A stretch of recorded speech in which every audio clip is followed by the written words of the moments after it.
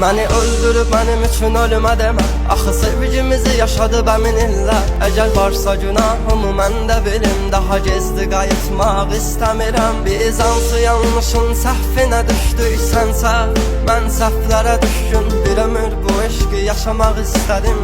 Amma bilmədən dərdlərə düşdüm. Ağıl başımda deyil bu aralar. Qəlbimə bir daş bağlamışam, yenidən bərbad etməsinlər deyə. Mən sənsizliyimlə barışıram. Nələr oldu nələr səndən sonra. O qapını mən açmadım heç kimə. Nə sən varsa nə də ki yalan var. Sayarsan üzürlü mən yoxam incimə.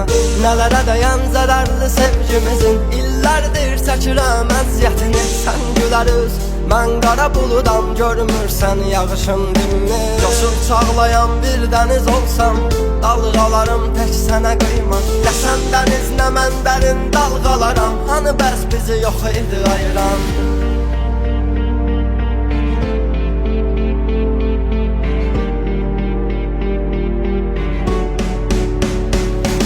Məni öldürüb mənim üçün ölümə demə. Axı sevgimizi yaşadıb əmin illər. Əcəl varsa günahımı mən də bilim. Daha gezdi qayıtmaq istəmirəm. Biz hansı yanlışın səhvinə düşdüysənsə, mən səhvlərə düşkün bir ömür bu eşqi yaşamaq istədim.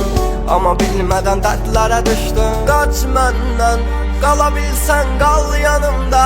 Kim dərdinə dərmanmış, mən dərdinə ölərkən hissini gizləmisən. Sən bilməzsən, necə xəbərin olsun məndən.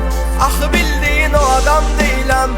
Ağlımdakı bitməz bilirəm, dəyməz birinə. Sən varsan, mən heç kimi axtarmam.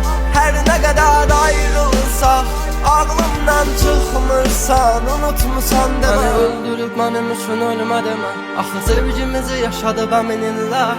Varsa günahımı mən də bilim. Daha gezdi qayıtmaq istəmirəm. Məni öldürüb mənim üçün ölümə demə. Axı sevgimizi yaşadıb əmin illər. Əcəl varsa günahımı mən də bilim. Daha gezdi qayıtmaq istəmirəm. Biz hansı yanlışın səhvinə düşdüysənsə, mən səhvlərə düşkün bir ömür bu eşqi yaşamaq istədim. Amma bilmədən dərdlərə düşdüm.